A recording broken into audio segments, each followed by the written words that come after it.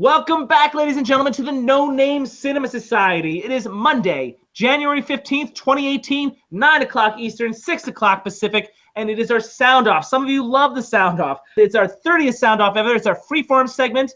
And hello, everybody. My name is Jonathan Betzler. I am back with you, back in short sleeves, by the way, even though it's January, because I'm in LA, and I'll be in LA now that I'm back in LA. I was in New York in the last episode. Now that I'm back, I'll be here for the foreseeable future. I don't know if I'll be going back to New York at all. So get used to this apartment, everybody. So yeah, we started the Sound Off around August of our first season. Around episode 16, we did our first Sound Off, just sort of like a catch-all. Anything we didn't get to talk about in previous episodes, or just a free-form. Davie in particular was hungry for a free-form segment where we can just talk about whatever and just respond to audience questions and things of that nature. So this sort of catch-all. We've got some interesting stuff to talk to you about tonight, movie-related, of course. So let me introduce my co-host for this evening. Let me start with the aforementioned Davie. Drunk Davie from New York. How are you, Davie? I'm doing well. How are you? He never asked me in response. That's so nice. I'm the cold came back. It went away for the classic, and now it's back that I'm in LA. It's weird. But I'm a little sniffly again. Thank you for asking. And back with us, he did our Indie Spotlight in our 46th series of episodes. And he's back with us tonight for the Sound Off, because who else to get a Sound Off than the funniest person alive? Nate Shelkey is back with us for the Sound Off. Nate. Hello. And your Christmas decorations are still up. You know what? It looks good though, right? It's like they're up, but they look good. It's like it does look. It's a good frame. There's a lot of depth in the frame. It's like, oh, he wears white after Labor Day, but he gets away with it. It looks so good. And Davie wears Syracuse orange all year long, so that's that's something. I bleed it too, man. I bleed it. I want the audience to go through all the episodes that he wore this very specific orange sweatshirt. It's got a number in the 15, 16 episodes. There's not enough time for them to do that. our audience is very, they're hungry. What audience? Dude, our audience sucks. Why don't they? Nobody joins the channel. Nobody follows the channel. Nobody comments. And the way to get them to do that is to insult them into it. That always works. I'm turning heel. I'm turning heel. Nate, you subscribe, don't you? I think so. If we get to 50 subscribers on our YouTube channel, JB is going to take a bottle off of a beer bottle, take a bottle cap off a beer bottle with his teeth. If we get to 50s, you should drink with me on an episode. Okay. All right, there it is. The race to 50 is on. I have just committed to a lifetime of sobriety. Before we get on with the rest of the Sound Off, I just want to let you guys in on the schedule for this series of episodes, our final series of episodes for our third season. Can't believe we've gotten this far. It's crazy. On Friday, January 5th, we talked about Steven Spielberg's new film, The Post. Also, you can look on YouTube for our Indie Spotlight, which was on Monday, January 8th, a week ago today. The Deep Blue Sea from director Terrence Davies was our final Indie Spotlight from 2012. Just a few days ago on January the 11th, we did our classic movie discussion. We celebrated the 50-year anniversary of Bonnie and Clyde. And of course, right now is our Sound Off today, January 15th, in which we've got an announcement for you. Davie's going to do a diatribe, and he's asked me to do my top 5 films from 1967 in accordance with our discussion of Bonnie and Clyde, also from 1967. So we'll see if that makes the list or not. That's what we've got on tap for you tonight. We've got a bunch of different things, including your favorite segment, This Day in History. I don't know if it's your favorite segment or not, but we do it anyway. It's January 15th, and here's what happened on January 15th historically.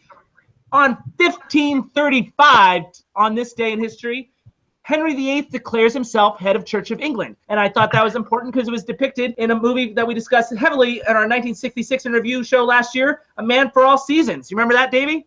What film won Best Picture that year? A Man for All Seasons. Excellent. Nate, have you seen Man for All Seasons? See if you remember. I have, yeah. I think I saw it with you. I don't think so. Screened it in New York. Oh, okay, well, I have seen it. I guess it wasn't with you. Did you like it, out of curiosity? Yes, I like it. Did you see our 1966 in Review? I don't think so, no. One screening you were at is when we screened what we all agreed was the #1 film of 1966 in Review. Davie, tell him what it was? Who's Afraid of Virginia Woolf?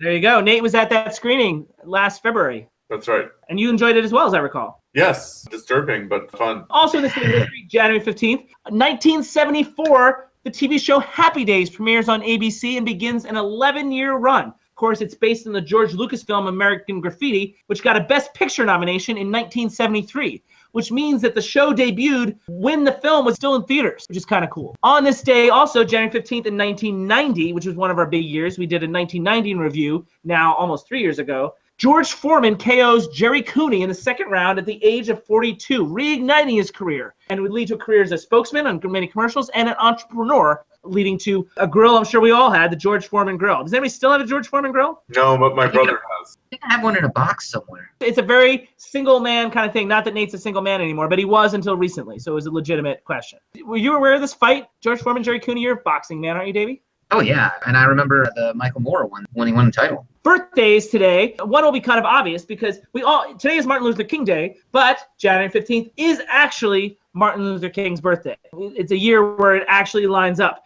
And he would have been 89 had he lived to today, which actually is a lot younger than I would have thought if you think about it. Because he died in 1968, I think, which is exactly 50 years ago. So it's a particularly important Martin Luther King Day. So he was only 39, that means. The other birthday today, and I think it's interesting that she shares a birthday with Martin Luther King, today is Joan of Arc's birthday. Well, that's one way to look at it. Yeah, I certainly feel like they're connected a little bit historically. Certainly as a crusader. That's this day in history. Davey, you have anything on any of that? It's crazy because we're like older than 39. I, for one, am much older than 39. No comment. Yeah, Nate's not up there yet. Man, let me tell you, when you get to be this old. Conspicuously quiet. I mean, you appreciate every lap, around the sun. That's each one's good. I wasn't going to do this, and usually it's on the section, but it's a very quick show, and I'm getting nostalgic given that it's our end of our third season. This is our last show of our third season, and I can't believe we've gotten this far. Can you, Davey? It feels like just 10 years ago we started this up. There was some questions that came in, so I want to see if that works. So I'm going to do a quick tweet beat. Particularly you, Davey. Tweet beat is what I call it. And that's when Twitter questions come in and we answer them. And the question was, when the question came in, I thought it was an appropriate one for this end of our third season. And I don't know if Nate will have an answer to this, so I'll start with Davey. The audience wants to know what we think have been our best shows from a quality point of view, not necessarily from a views point of view. Oh, wow. All right. I think that the Halloween one was really good. That's episode 18.4, I think, which we also did top 5 Spielberg films. What else is really good? And is this one where Jay Money asked you how to do battle between like various monsters, like who would win in a fight? That was really good. I disagree with that choice emphatically, but it is our best performing sound off. Well, yeah, because it was awesome. The Atomic Blonde was really good. What's the one with McConaughey, Killer Joe? As an indie spotlight. Yeah, I don't want to name them all. Those are the ones that jumped to my mind right away. What about you? What do you? Well, for me, I broke them down by type because in the first 10 shows we did without breaking them up. We just did super long 2-hour shows before we started breaking up into individual episodes like this. And out of those, I do think, and I rewatched that episode 9, where we talked about Hot Pursuit. And the episode says episode 9, Hot Pursuit, but it also features a discussion of the indie spotlight, A Girl That Walks Home Alone at Night, and the classic Saturday Night Fever. And we did a top 5 dance movies back when Davey still did top 5s. We rewatched it, and it was great. We were funny. You were drunk, so that was special. Did Save the Last Dance make the list? It did not. And Davey only was able to come up with 2 films. The top 5, I hated that.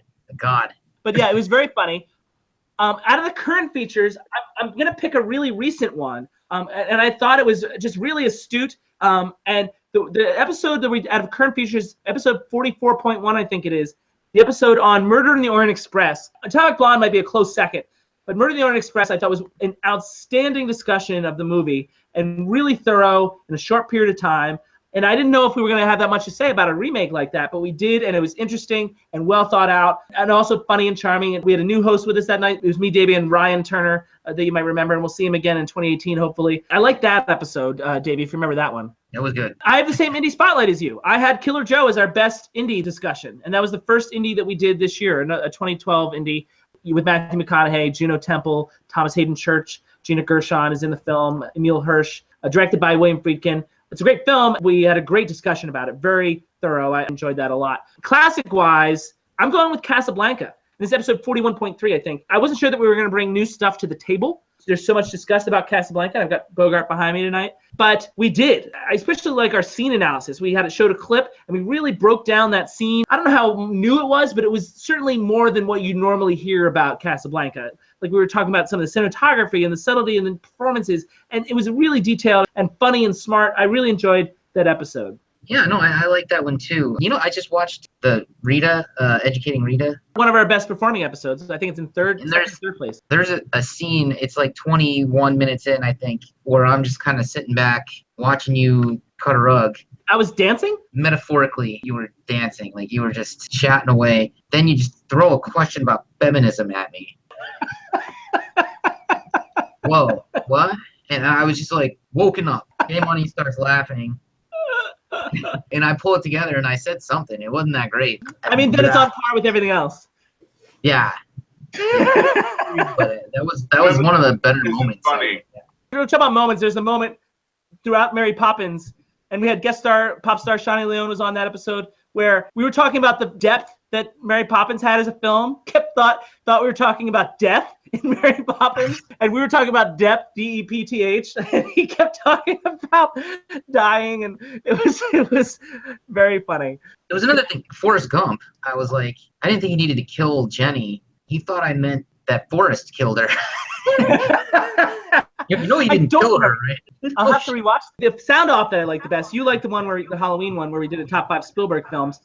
I like the one, episode 42.4 from earlier this year, or earlier in our 3rd season anyway. It was, I don't remember it, September, October of 2017, excuse me, where we had our extra guests. We had George and Jim on to announce them participating in the 1942 interview, and we did a long section on recasting films from 1966. That was really interesting in and of itself, but having George and Jim on too to sort of balance out us was a real treat. Having a group like that, it was a long show as a result, but at the same time, it was joy to have that much feedback and discussion, and it was really interesting, I think.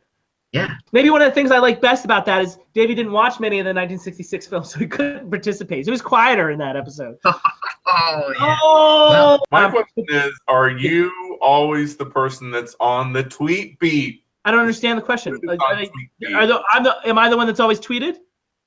No, your segment's called Tweet Beat. Yeah. And I'm just like, is somebody else on the tweet beat besides you? It's just always you. Oh, I see. Is someone? Yes, Davey's supposed to be, but he's a lawyer and therefore not as active on Twitter. Yeah. That's fair? And no one tweets me. It's like no one follows the channel, no one subscribes to the channel, and no one tweets me. I have a bunch of Twitter followers. I have 45. You tweet more. I tweet daily at least, and put the vlogs out. So that's they'll come to me. And on the show, like they put the Twitter thing on the screen. Like why don't people follow me? Like because they don't watch the show, because they don't subscribe to the channel, because they just don't like us, because I'm tired of it. Like whatever. Like really not true. I mean, we when the people that do watch us give us great feedback. So this is not a forum for whining. We're trying to keep these viewers. I'm chastising our 2 viewers for not telling people about the show. They're trying. Nate, once Nate's on the show, we're gonna, now that Nate's here, we're gonna blow up. That's true. He's huge in Virginia. So the question for the audience is, what do you think is some of our best shows from a quality point of view? I can tell you our best performing show is episode 25.3, where we discussed the Missouri Breaks and did a top 5 Marlon Brando films. That's our best performing show. What do you think is our best, funniest, or most interesting, most thorough? Whatever criteria you want to use, let us know. Tweet me, don't tweet Davie. Let me know what you think our best show is. So that is the end of the Tweet Beat. Tweet Beat! Which means we're going to go to our next segment, which is, let's see if I can get this going here. It is a societal announcement. I've got some announcements here for future shows and stuff going on in the area in general. And both of these things will affect Nate directly. Nate, are you nervous? No, I'm not. This is like the kind of like old business part of like a PTA meeting or a scout meeting or something. So I'm just like waiting for it to be over. So the first thing I want to announce for you guys is we've now determined the dates for our finale shows. And not only can I tell you what the dates are, but I can also tell you who's going to be on the shows with us. First, on Tuesday, February 27th, we will reveal our top 10 films of 2017. All these shows are 9 p.m. Eastern, 6 p.m. Pacific. Put it on your calendars. Tuesday, February 27th, our top 10 of 2017. We are going to have myself. We're going to have Drunk Davie, and one of our new society members, Devin Michaels, will be joining us for the top 10 of 2017. And that will be coming up on Tuesday, February 27th. On Wednesday, February 28th, also 9 o'clock Eastern, 6 o'clock Pacific, we are going to have our Oscar preview show where we go through the individual categories and we're going to tell you who will win, who should win, and who should have been nominated. So have your Oscar ballots ready, and that's going to be Wednesday, February 28th. Again, 9 o'clock Eastern, 6 o'clock Pacific. And we're going to have, once again, myself and Davie. And we're also going to have, ladies and gentlemen, the always funny Nate Shelkey will be joining us for the Oscar preview in 2017. Yeah, it concerns me now. Okay.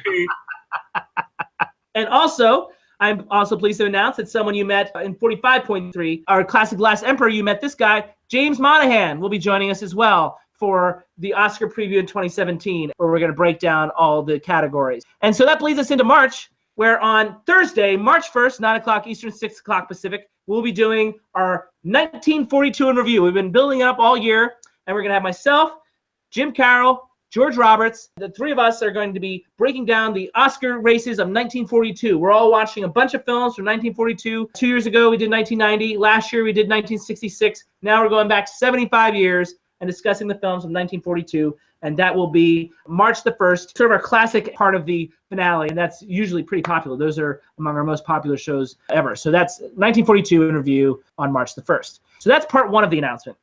Part two of the announcement is also affects Nate in less direct way, but I think it will affect him in the sense, every year on our last sound off, I announce our lineup for my Oscar movie marathon, which happens every year in my apartment the day before the Oscars. And Nate attends almost every year, don't you, Nate?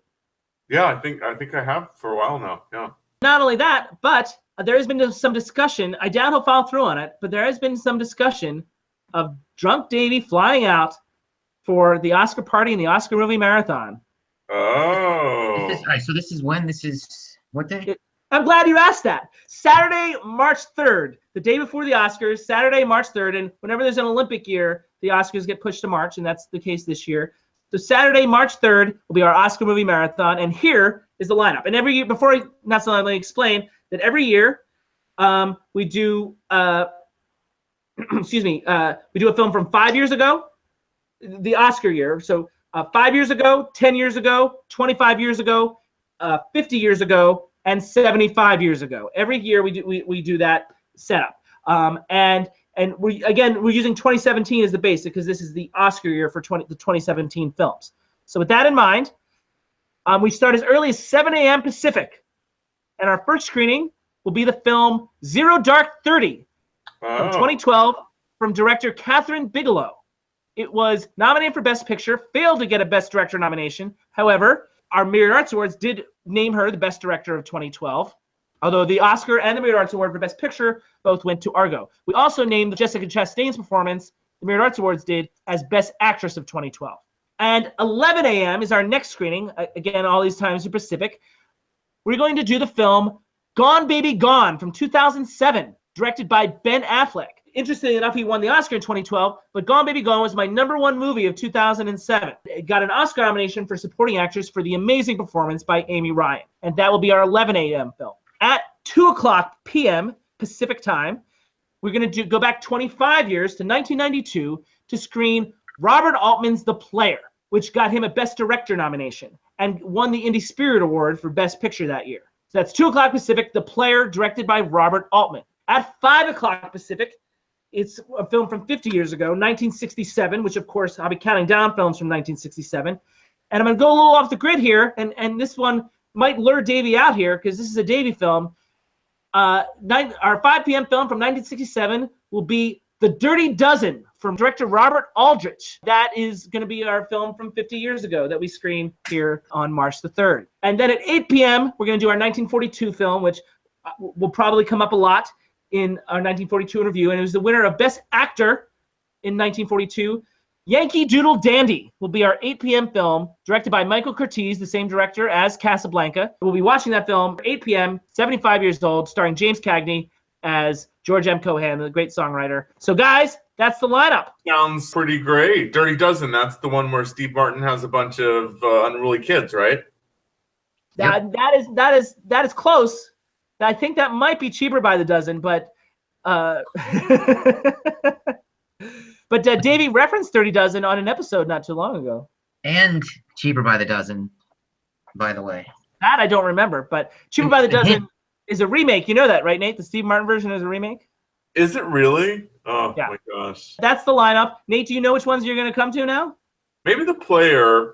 It's early though, but I like Zero Dark 30. I don't know. That's early, but I can see myself if I got up early enough. You used to be a night owl, but I remember you telling me now that you're married, you know. It's true, but then it's like it's on the weekend, so right, so that's when we're like, you know, I'm supposed to sleep in, you know, but it's difficult because it's like we get up at 6 every day, so even on the weekends, I find myself like, you know, starting to wake up around 6 or 7. So we'll see. And David, do you want to repeat your question? Because I think we talked over it. Does anyone come to all of them? Yes, that's happened before.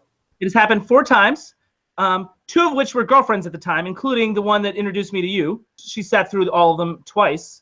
God, she was a trooper. She was a trooper, but my girlfriend after that also did that. And Nick Danger did it once when he was out here visiting. He did it once because he was out for the Oscar party, which you might do. And also this Canadian guy, Steve, that lives near us, he did it once, if you remember Nate. Yeah. He's very anti-American, so we stopped inviting him to things. What? He's really rude and complains about America every time and like turns every discussion political. And people were telling me like, can we stop inviting him? And I'm like, okay. Since we're Steve bashing, I will say, and I like Steve. He's just been nothing but nice to me. However, I will say this: he would take off his shoes, and he smells pretty bad. Yes. Yeah. And it was not. That was another complaint. I was going to spare him from that complaint, but yes, that was another complaint that led to his ouster. Yeah. All right, guys, it's time for another favorite segment. Here is I need to do this. It's time for Davie's Diatribe! Woo! Basically, this is a segment for Davie where I give him some industry topics to choose from, and he picks one blindly, and then he goes off on a rant of some way, something. We'll see what it is. But anyway, so I've got flashcards here, 1, 2, and 3, and basically he picks a number, and then it determines a topical industry discussion. And so these are the numbers here, and he picks a number, and then I flip the card, and that determines what Davie's diatribe is. So, Davie, I'm cutting to you now. What number would you like? I'll take number 2. All right, so let me cut to myself back here so I can flip the card. This is number 2, and the discussion then, therefore, is movie trailers. And this has come up, privately, so I thought it would be something interesting to get your feedback on, and how there seems to be in the last 5 years, maybe more, and Nate, you'll of course opine on this as well if you like, but a really slide in the quality of movie trailers. The most common complaint is that they give way too much away in the beginning, and in trying to sell the movie, basically tell the story of the movie, taking all surprise out of the equation. A good recent example is maybe The Kingsman, which revealed a major plot twist in the trailer and kind of sucked a little bit of the air out of the movie, which is a movie we discussed in, I think, episode 42.1. But generally, there's a concern that movie trailers are getting bad. There's different complaints, but one of them is they're giving way too much away. So, Davie, what do you think about modern-day movie trailers? I think that's right. And that was Davie's Diatribe, everybody! Davie somehow thinks the joke's getting old, but apparently it's not. You laughed. There's one person who finds it funny, and it's you. Nate laughed. Nate laughed. But anyway, Davie, movie trailers. They're bad, man, and you're right. They're getting worse. But I feel like there was a heyday, like in the maybe early 90s, where they were really good. Like, I mean, I felt like they just teased you just enough. Maybe you're right, but honestly, like, it's weird because I think movie trailers are terrible, But on the other hand, like, I love them, and I almost love the fact that they're so bad and I can complain about them. Yeah, I mean, like, the Terminator Genesis is the most offensive. They just show the twist. They just give it away. They're just like, yeah, you know what? He's a bad guy this time. Check that out. I feel like the reveal of Colin Firth and the Kingsman was a letdown in the trailer. You're right. They shouldn't have done that. On the other hand, you know, you knew that was going to happen, but they shouldn't have done that. You're right. You're right. The other one was Southpaw. Which we discussed in episode 14.1 if you guys want to look back at that episode. Yeah, the wife gets killed. We're going to see that right in the trailer. Two things that they should avoid are plot twists and the third act entirely. I agree. I was thinking all trailers should be cut just from the first act. And I've cut trailers before, and that's basically what I do. I don't know if you remember this, Davey, but when I worked for Channel 13, when I was doing for Channel 13, not only did I have that show, Film Revision, but I also had to edit trailers for old movies, modern trailers for old movies with modern music. And some of them are still on YouTube. But so that was a fun thing to do. Yeah. But yeah, the goal was to not reveal too much. I mean, I thought that was really important. And maybe there'd be a line out of context, like a really cool, closing line that out of context that I would use in the trailer. But other than that, it was like all first act. It's all about setup for the story. It should all be from the first act almost. Agreed. But, you know, I think that they have I think that the studios just have no faith in the audience anymore. And, you know, that could be, you know, they might have some, they may be right about that.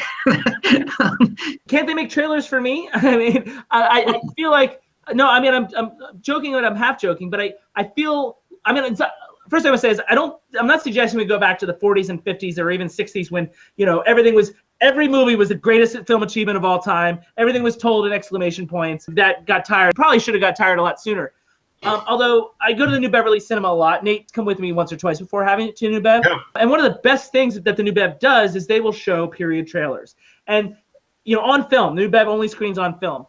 And the trailers from the 70s, 80s, and 90s are really sharp and really cool. And I used to love trailers. Trailers was like I used to tell people, like, you got to get in before the trailers because I wanted to get that taste of things. I still do that.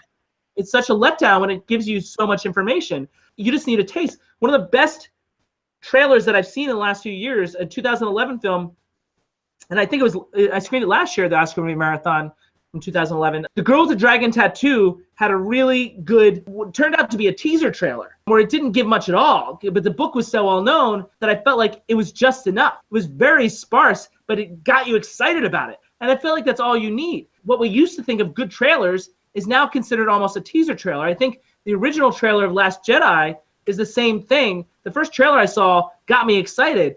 The trailers after that, just like too much. I don't want to know. I agree. And they don't have to, I mean, they don't need to sell that movie. They don't need, you know. Honestly, you don't need any trailers for The Last Jedi. You don't need any billboards. Like, save your money, Disney, honestly. Just like, all you need is like maybe a billboard that just says, you know, the title and the date. You know, yeah. Nothing else is needed. Yeah. Like, I'm dead serious. You're not wrong.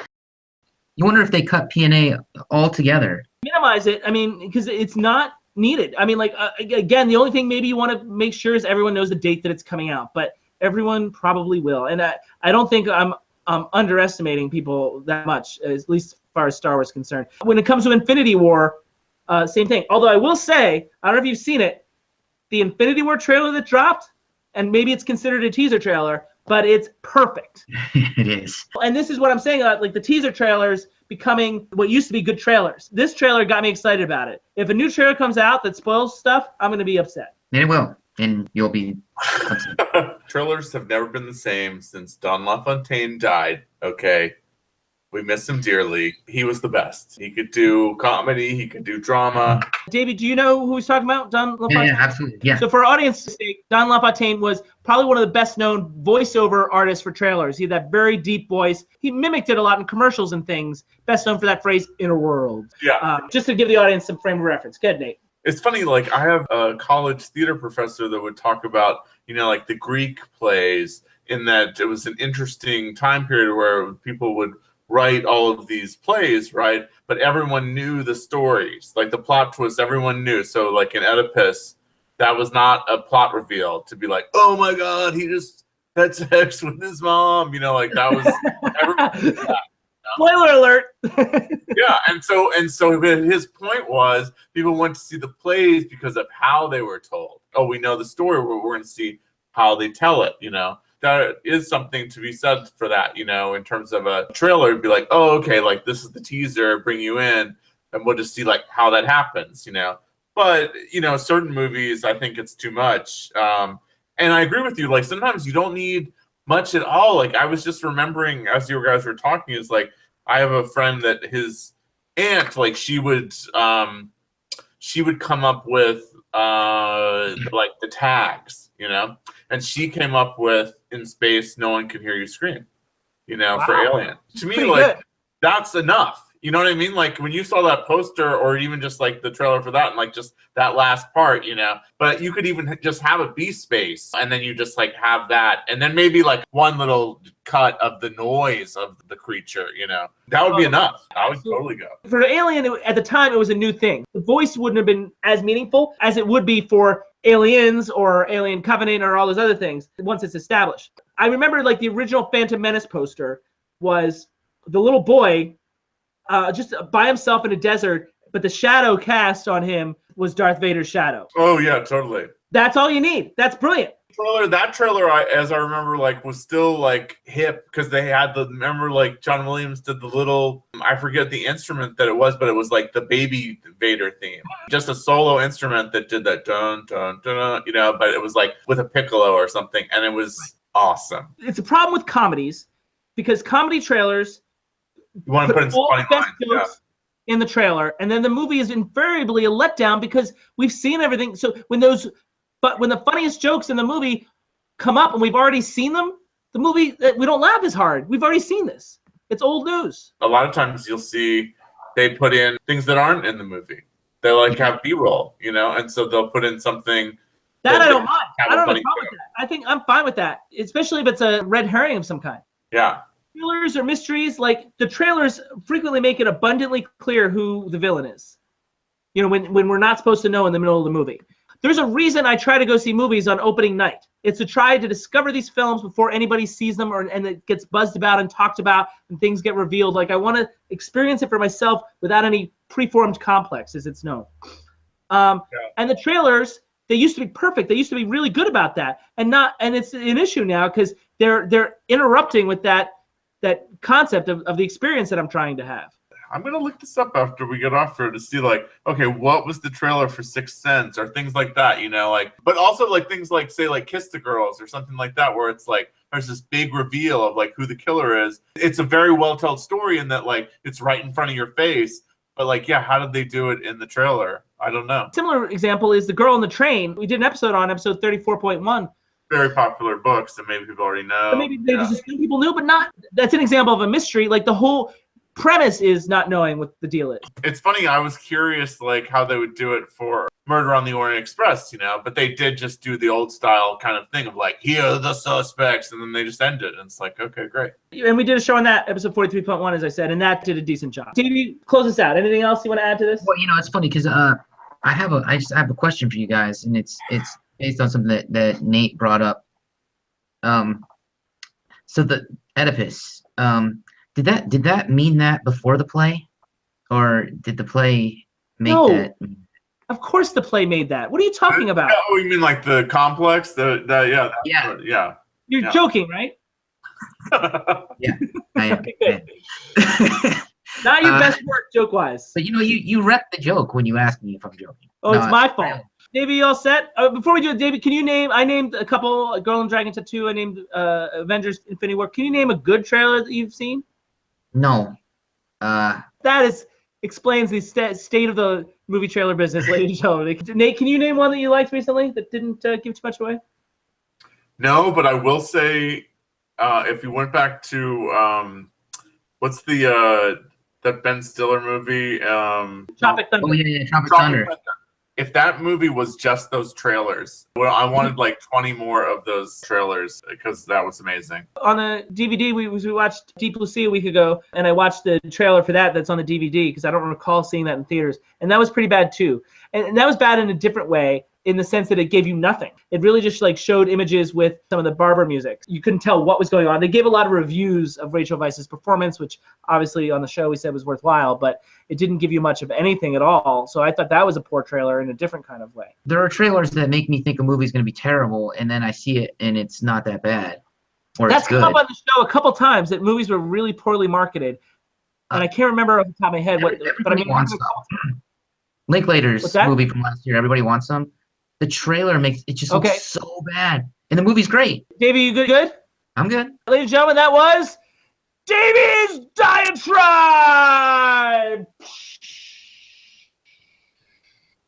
All right. All right, to make me stop doing the exploding sounds. He thought he would cut me off from the exploding, so it would just stop burning his eardrums. Yeah. So that leads us to our final segment of the evening, which is my top 5. Ladies and gentlemen, JB's top 5 films from 1967. We made such a fuss last year about 1966. We were looking back at all the films from 1966, looking back 50 years ago. But this year, instead of doing 1967, we decided to go back 75 years and do 1942, which, of course, you'll see our episode on March 1st about that. So we thought we'd close our 3rd season with a show celebrating the films celebrating their 50th anniversary and a corresponding top 5. Unlike 1966, 1967 was a game-changer year in American cinema, up there with years like 1939 and 1959, considered to be among the best in American film history. We talked about in the classic this series of episodes, Bonnie and Clyde, The Graduate. Those films challenged accepted filmmaking rules, while other films of the year challenged social roles as related to race and or sexuality. I've got a book here that just specifically talks about the Oscar race in 1967. This is Pictures After Revolution, and the Oscar nominees of the year were, as I recall, Bonnie and Clyde, The Graduate that we talked about, In the Heat of the Night, Guess Who's Coming to Dinner, and those were the sort of the social films I'm talking about. And the outlier was Dr. Dolittle. The weird thing about Dr. Dolittle was sort of symbolized the death of that sort of a film in 1967. It was sort of the last hurrah for that sort of epic musical. Dr. Dolittle, in spite of its Best Picture nomination, nearly bankrupted 20th Century Fox again. That's a pretty interesting book. I brought it out just to make you understand how important a year 1967 was historically. Now, if you watch the show regularly, you probably know that I tend to fly against the current. So a quick spoiler alert, and if you watch the show on Bonnie and Clyde, you know how I feel about it. Oh, you're mixing your metaphors. You fly against the current. Swim. Jeez. I swim against the current. Yes, you're right. Fly against the jet stream. Pick one. I swim against the current. I tend to swim against the current. And if you watch the show the last classic we did on Bonnie and Clyde, you know that I'm not really a fan. So I can tell you now, spoiler alert, films like Bonnie and Clyde and The Graduate will not make my top 5 this year. So that's my little setup. You guys ready for my top 5? Yes. Yep. I know I've only mentioned a handful of films. Do you guys feel like you've seen a few films from 1967 or enough here? Well, I've seen those 2. Now I don't know what's coming. We'll see. Now, who knows? It could be anybody's guess. Now, every time I'm assigned a top 5, I will frequently watch additional films that I hadn't otherwise seen to see if I can make as comprehensive a top 5 as possible. So invariably, those new films have almost never make the list, and I wind up with the same top 5 that I started with. However, this film, which I watched just the other day for this top 5, was really impressive to me, and it made the list. I can safely say I've never seen anything like it, and then we'll change the slide now. Here it is. This is Two for the Road, starring Audrey Hepburn and Albert Finney. I can safely say I don't think I've ever seen anything like it. Maybe Revolutionary Road from, I think that was 2008. This is a very experimental relationship movie, sort of out of the box for all involved. Stanley Donen, who made mostly musicals, at least up until the 60s, Audrey Hepburn, and Albert Finney. The film charts the 4 or 5 times the couple went on the same road trip at various points in their relationship. But the film goes back and forth between those trips very quickly and with no discernible pattern. It keeps you on your toes, and the very deliberate juxtaposition of moments and ideas allows for a maximum emotional and cerebral impact. And here's the the big statement I'm going to make. I mean, Audrey Hepburn has always been charming, but I'm not sure she's ever given this strong a performance.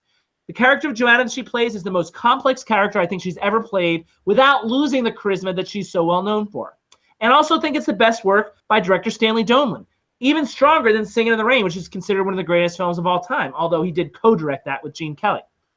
The only thing that keeps the film this low on the list is that as interesting a structure as it is also highly contrived. At times, they let the structure dictate the story instead of the other way around. Still, it's one of the best discoveries I've made in quite some time. I enjoyed it very much. I don't suppose either of you have ever seen Stanley Donen's Two for the Road. No. Nope. Had either of you even heard of it? Never heard of it, but I like that convention.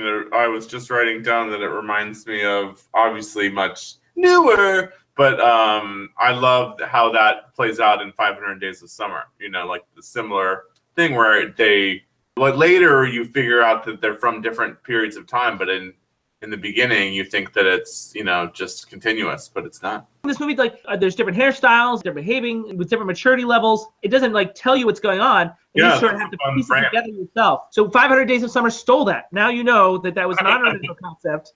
Yeah, basically. And this film was written by Frederick Raphael, who won an Oscar for writing a film called Darling in 1965, which also won Julie Christie an Oscar as Best Actress.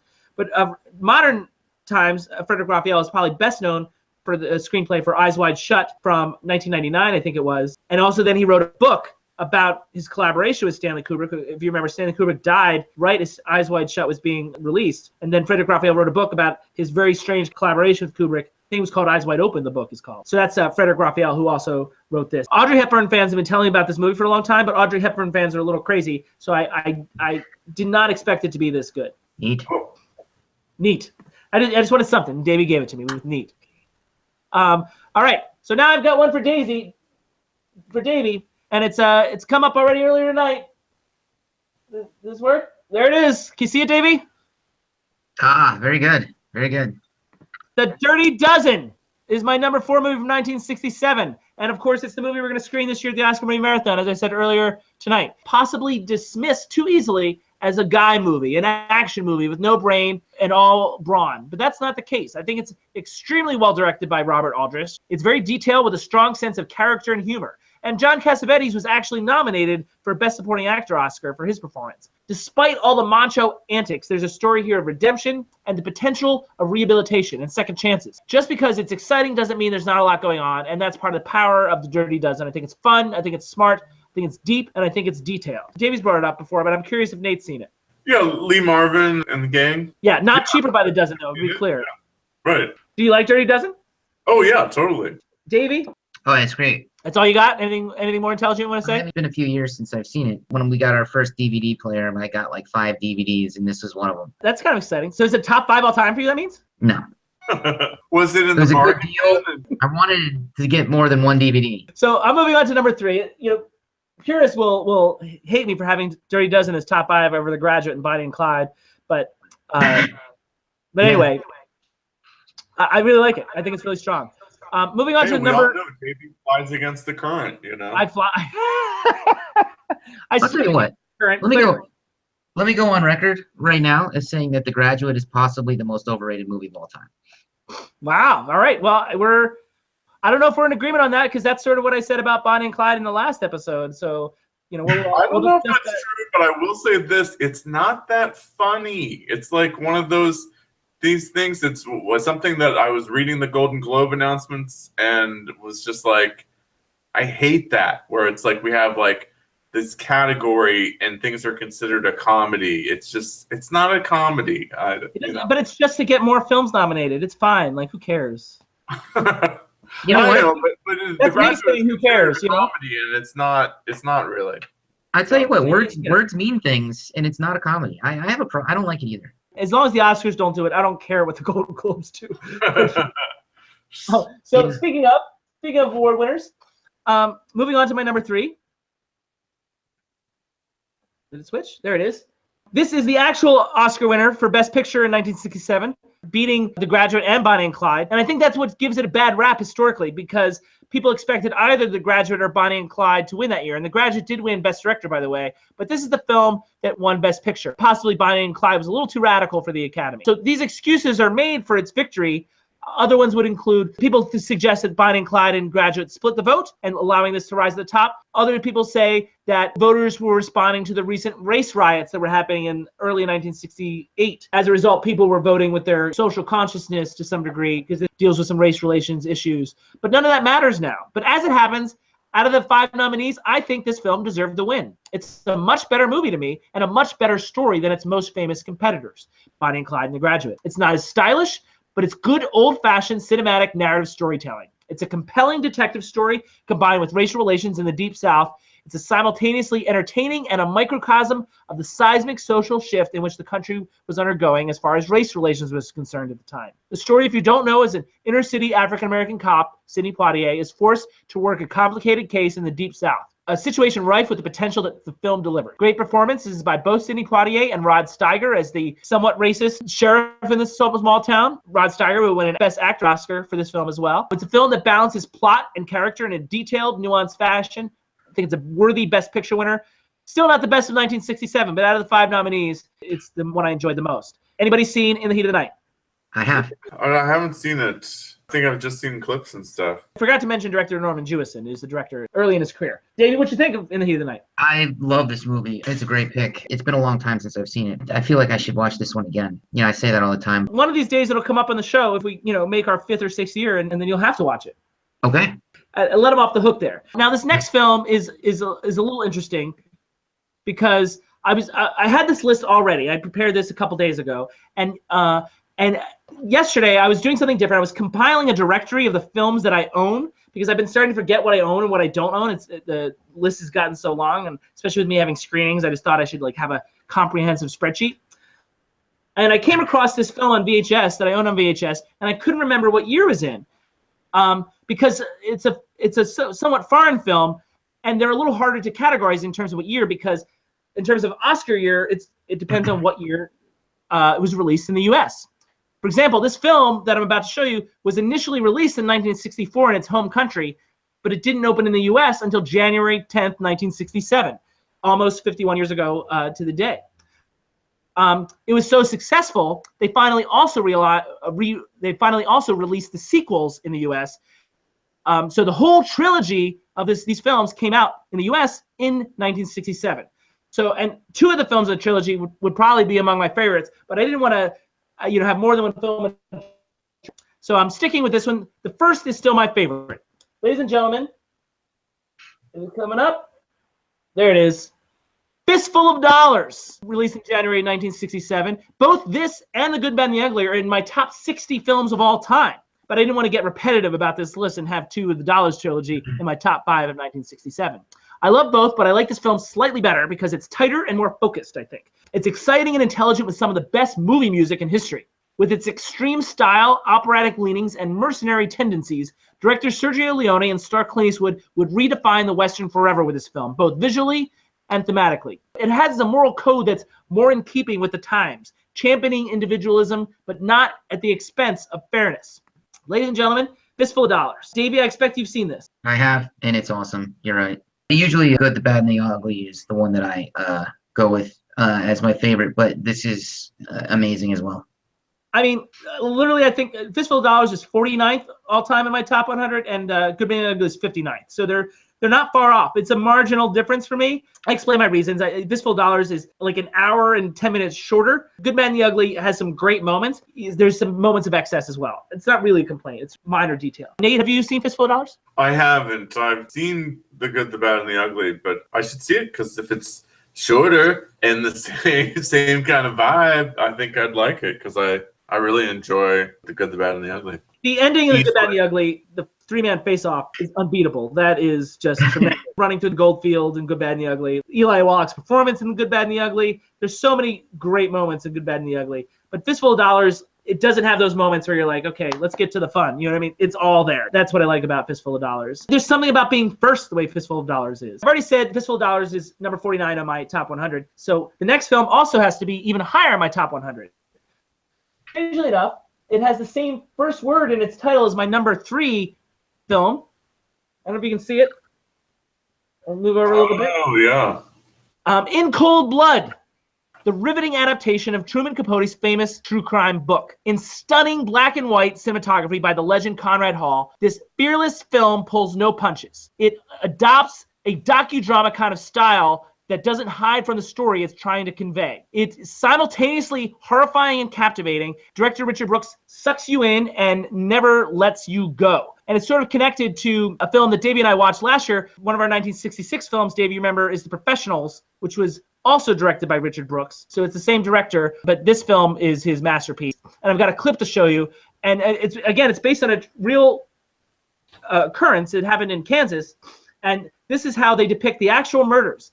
And for 1967, the psychology and the violence in this movie are way ahead of its time. It's a fascinating sequence. Take a look. What are you sore about? We got no beef. It's us against them.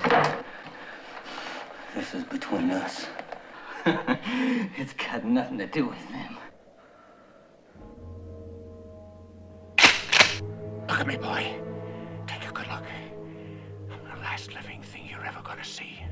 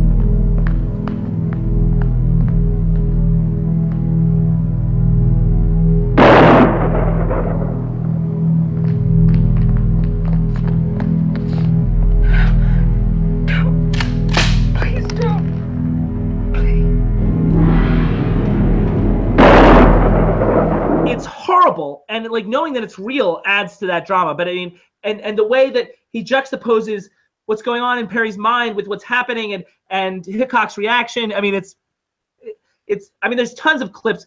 The clip that people normally show is when Conrad Hall lights the rain through the window, and when Perry's he's giving a little speech about his childhood. It looks like there's tears running down his face, but it's really like the reflection of the rain on the window. It's brilliant cinematography, but I feel like that's played a lot. So I wanted to show you the murders. That was way ahead of its time. The film really gets underneath these characters. They're heartless killers, but the film tries its best to understand them. It's a fascinating examination of what might lead to such a heinous crime. And one of the most underrated elements of the film is the performance of Scott Wilson. He's amazingly charismatic as Hickok. His charm helps make the killers likable, which is a strange thought given what they did. So he's likable and charming, but the sociopath is always present beneath, and that's what's great about his performance. It's masterful work from an actor who continues to work. He's done parts on The Walking Dead, etc., but he could have been so much more. He's a brilliant actor, and my brother's met him. He's a really cool guy as well. I screened this film in New York with Jay Money in the audience, by the way, before we ever started doing the No Name Cinema Society, and I always call it the most successful screening I've ever had, in the sense that an audience that had low expectations or hadn't heard of it, didn't know anything about it, they were blown away. It was like a time where everyone in the audience made a discovery of a film they hadn't heard of or didn't expect to like, really blew their minds. And they all seemed to feel that it was a film that was at the time near 50 years old, now it is 50 years old, that felt it could have been made today. That's how good In Cold Blood is. So have either of you guys ever seen the film? No. No, I haven't seen it, but I've read the book. And I can see Andrea in the background there. So hi, Andrea. Hi. Sorry. Hi. Both are done. It's dinner time. It's dinner time. It needs, things need to get done. No worries. Anyway, so anyway, that's my top 5. What do you guys think overall? Like, we already talked about The Graduate being overrated. So it sounds like you're on board with that being. The film, again, before I had put Fistful of Dollars in there, because I didn't realize it was released in the U.S. in 1967 until this morning, really. I had Cool Hand Luke in there. That was at number 5, so that got pushed off. But Cool Hand Luke is coming up as another film that we're going to discuss in 2018, supposedly, or maybe even 2019 at this point. But so what do you guys think overall about the list? Anything, Nate? I like the list. I think it's really good. And I was like, oh, I basically, except for Two for the Road, know these movies, even if I haven't seen the whole movie, So that was interesting to see what a fruitful year it is. And I should have watched In Cold Blood because I loved the book, and even just seeing, more recent depictions of those aspects of it, in the Capote movies and stuff. I was just like remembering too, like I loved learning that in To Kill a Mockingbird, Dale is Truman Capote. That just blew my mind when I learned that, because it's just how this little cute kid become this man is crazy. Those two guys, I don't know, when you think of serial killers, like you just don't really think of they're not serial killers. It was a nice I know, but like they're murderers and they work together and stuff, and so they have like a murder by numbers kind of thing, and it's it's very I want to see it because how it's revealed in the book of him just interviewing them and becoming their friends, and at first he doesn't see the killer. I don't know if we have a better or even another movie that, while not forgiving the crime ever, really tries to understand it better. And especially in such a gun crazy society that we live in today, that seems really valuable. I guess my other question was, anything missing from the list that you could think of based on what you know of 1967? Not for me personally. You guys probably know better than me what are other... Davey will not know better than you, but let's see if he has any thoughts about... No, I do. You know what? I do have going back to In Cold Blood, an In Cold Blood question, actually a comparison question. What have you seen Executioner's Song, and how does it compare? I've not seen Executioner's Song. How old is that? 1982, I think it came out. I've not. I'll have to look into that. I've seen the 2005 film Capote with Philip Seymour Hoffman. I've seen that. But no 1967 films that you want to bring up. No. Although you would have Good, Bad, and the Ugly. Do you think I was wrong not to have both Fistful of Dollars and Good, Bad, and the Ugly here? I would have chosen 1, 2, and just done the disclaimer also. I think it makes sense. We're agreed on that. All right, guys. So that's the end of our 46th series of episodes, I think. Do you guys have a summary on anything you want to say? How do you feel about how it went? Nate, it was your first couple episodes. How do you feel? I thought it went well. I don't have anything to judge it against. It's like that type of thing. I was watching something the other day where this person was saying, like, well, it doesn't really matter. Like, this is my best episode. Like, you've only done one. It's your worst and best. So, well, hopefully you'll even get better by the time we do the Oscar preview that you're going to be on. That's right. Davey, you've been on all but one of these episodes. What do you think? That was all right. Guys, this is the final show of the 3rd season. I can't believe, Davey, how do you feel at the end of 3 years? Tired. Just tired. Well, speak for yourself. I'm just getting started. At the end of this 3rd season, I do want to thank, we don't have many subscribers as Davey complains about, but I do want to thank those of you that do subscribe and continue to subscribe and follow us and watch our videos and comment and tweet. You guys are awesome. And I think Dave would say to spread the word. I just appreciate you for who you are and what you're doing. Thank you very much. In the meantime, I do want to remind everybody that our biggest shows of the year are coming up the end of February, beginning of March. Tuesday, February 27th, Top 10 of 2017. Wednesday, February 28th, our Oscar preview for this year's Oscars. And on Thursday, March 1st, 1942 in review, in which we review the Oscar categories from 75 years ago. That is all coming up. And that's what you have to look forward to. You're going to see a lot of build-up in the next 6 weeks as we lead up to that. In the meantime, this meeting of the No Name Cinema Society is adjourned.